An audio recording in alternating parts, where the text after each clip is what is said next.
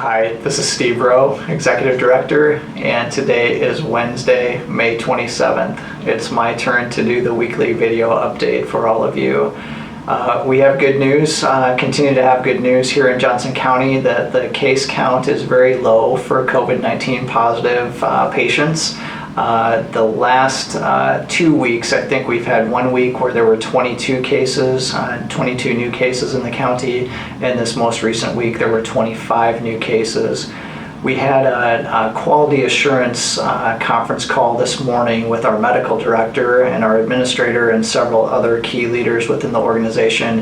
And in that conference call, Dr. Butler, who is our medical director, and he is a geriatrician at the University of Iowa Hospitals and Clinics, Dr. Butler reported that the intensive care unit beds are well under capacity right now. So at hospitalizations and people in those ICU beds, which is really the last level of care for a COVID-19 positive person, we've got sufficient capacity at university hospitals to care for many more people that could be sick. So overall, Johnson County is in a pretty good state right now. With that, you'll start to see additional things start to open up again. I read through the governor's proclamation from yesterday, last night, and as of June 1st, most of the things that are currently closed, like casinos and playgrounds and things like that, all of those things will have the restrictions lifted as of June 1st. We will continue to see occupancy restrictions, so restaurants are free to open, bars will open here on Friday, but they will do so at 50% capacity rather than full capacity. I don't know if any of you were out at all over the Memorial Day weekend. Within Iowa City, I was out just a little bit, and I didn't see huge crowds anywhere. But on the news and certainly on the internet, you see reports of parties at beaches and pool parties and things like that, where people are just like back to back, shoulder to shoulder, and that is something that's clearly is not recommended for any of us at this point. So we do want to encourage you to continue to be cautious, and we are certainly as staff. None of us want to be the staff person who brings COVID-19 into the Oaknoll community. We've gone through almost 12 weeks now of restricted access in an attempt to keep our residents safe and healthy. So far, everything has worked the way that we had hoped for. And again, our hope and goal is that when we finally have a vaccine for this, that we have no reported cases of any staff members or any residents who have become infected. We'll keep trying to hit that goal every day. Along that lines, some of our residents have passed along concerns about fellow residents who are not wearing masks in the hallways. So that's something that's kind of a tricky situation for us as staff. I can tell our staff people that when you are out and about in the community, you have to wear a mask. Our caregivers in assisted living and our caregivers in the health center wear a mask and also a face shield. Our dining services staff, as they deliver trays or provide service in the Oak Room, are wearing a mask and a face shield. So anytime that our staff is in close contact with a resident, we are trying to protect that resident. I don't have the right to tell all of our residents that you cannot leave your apartment without a mask. Just know if you are one of those residents who sometimes forgets to wear a mask or just won't wear a mask, there are many of your peers who are anxious about that behavior. And I'll leave it at that, but just be aware that the recommendations are to wear masks when you're out in public. We know that those masks aren't necessarily going to prevent you from getting the COVID-19 virus, but they should protect people around you in case you are asymptomatic and are positive and just don't know it yet. That's really the purpose of the masks. I do want to talk a little bit about our planned reopening of different parts of our Oaknoll community as the governor has released some of these restrictions. So most of you are aware that as of last week, we opened up the Oak dining room. We did not go to the 50% occupancy levels that were recommended. We are significantly less than that. So in the Oak dining room, there are 14 tables currently set up throughout that very large space. So the tables are probably a minimum of 15 feet apart from each other, so well beyond that 6-foot social distance requirement. We also, the recommendations were that you could have up to 6 people sitting at a dining table in a restaurant. We are going much slower than those recommendations, and we have allowed only 1 or 2 person tables for these first couple of weeks that the Oak dining room has been open. Starting next Monday, we're going to expand that 2-person table to a 4-person table. So we're going to continue to have just 14 tables. So if all 14 tables were occupied by the maximum number of people, you would have potentially 56 people in the dining room simultaneously spread out through the entire area. I don't anticipate that all of the tables will be full. We've had there are some residents who are eating in the Oak dining room and appreciating that it is open, but we are certainly not back to business as usual, and the attendance at most meals has been fairly light. But we will continue to ramp up. We'll do things in 2-week increments. So these first 2 weeks we had just 2-person tables. The next 2 weeks will allow up to 4-person tables to dine together. And again, we'll evaluate that, and if things around us, if we start to see a spike in cases in Johnson County, we may need to clamp down again. We need to really be ready to do that at a moment's notice. And certainly if there were a case internally within Oaknoll, we would evaluate and reverse some of these openings that we've done. So that's the Oak dining room, and the plan over the next couple of weeks at least. We also will be able to open up the theater. So David Anson, our recreation director, has kind of surveyed the theater seating and figured out that we can probably have about 12 or 13 people in the theater and be socially distanced at appropriate spacing.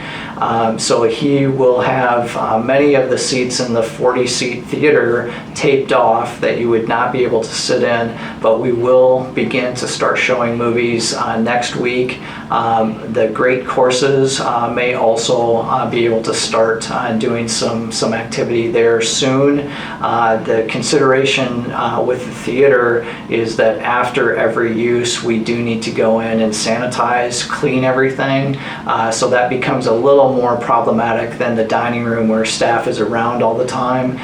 We need to make sure that we're keeping a sanitary, safe environment for everyone. So we will open up the theater slowly, and different than how it had been, we will show the same movie multiple times. Probably a movie will last us a couple or 3 days to allow everybody who wants to see that movie the opportunity to do so. We also most likely will be asking for reservations for the theater use. So we need to know that if we have 12 seats open in the theater, that we don't have 25 people coming all to the 7 o'clock showing of a movie, that the 12 people who are going to be in have a reservation, and then if that gets full, we'll schedule another showing and another showing to accommodate everyone who wants to see a particular movie. We've begun to do classes in the pool. So Laura has opened some of those things up to groups of no more than 5. And that is happening.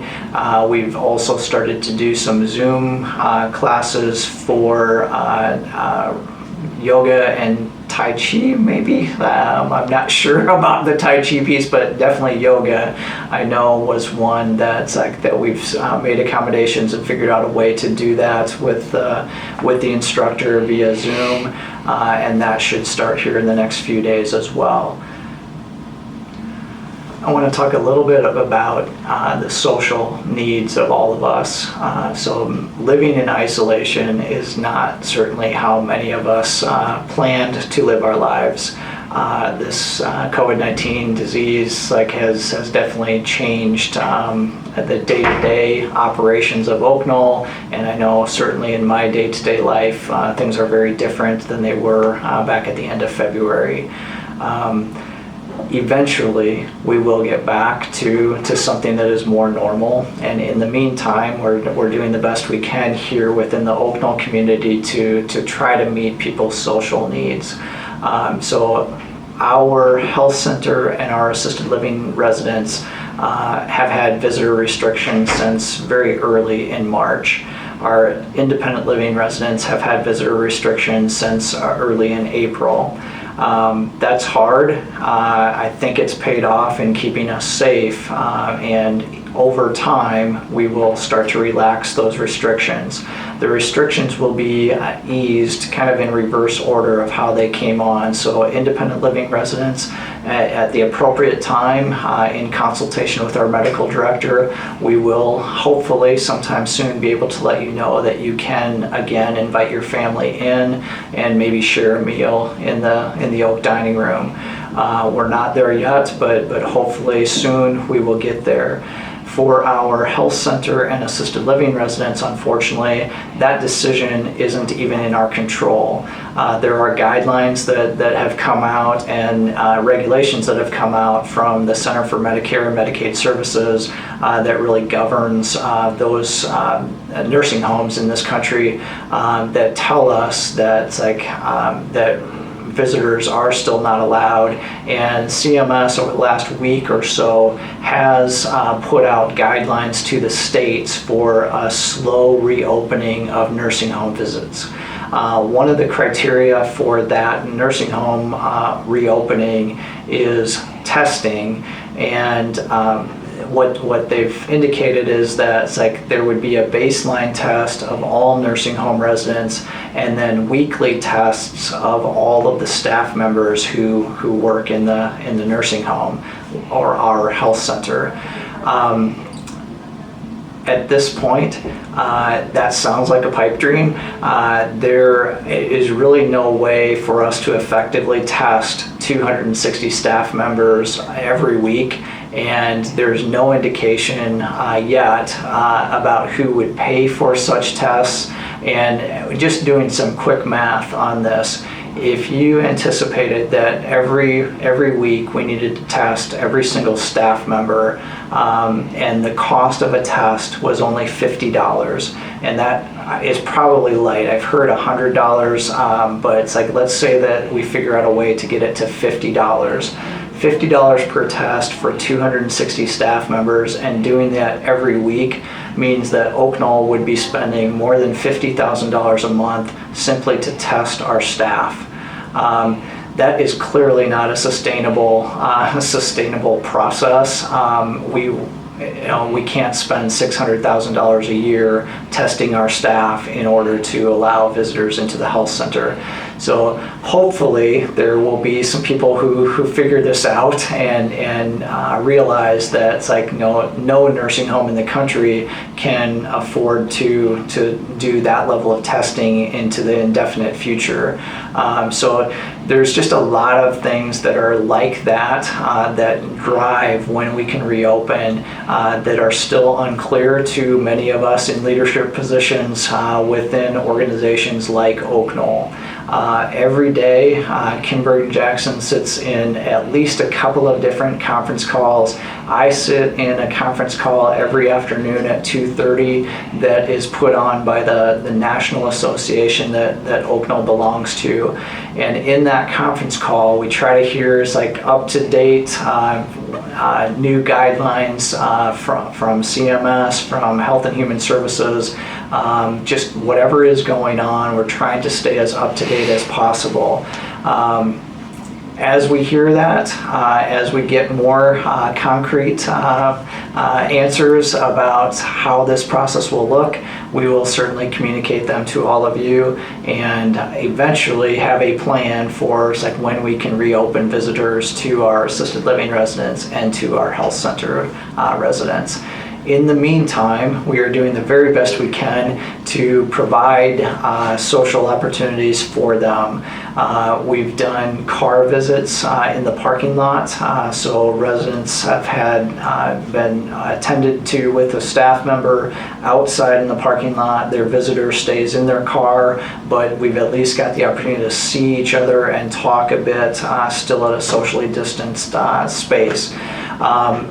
Ken Carlson also created the chatter box. We have 2 of them now that we use for our assisted living residents and our health center residents. Just another opportunity to at least see loved ones and spend a little bit of time. For our independent living people, I know that several of you have been visiting outside with your loved ones. That's absolutely fine. Be outside, be at least 6 feet apart, but we are social beings and we need that opportunity. So we want to encourage you to continue to be safe, do the right thing, protect yourself, protect your neighbor, and we will get through this together. Thank you all.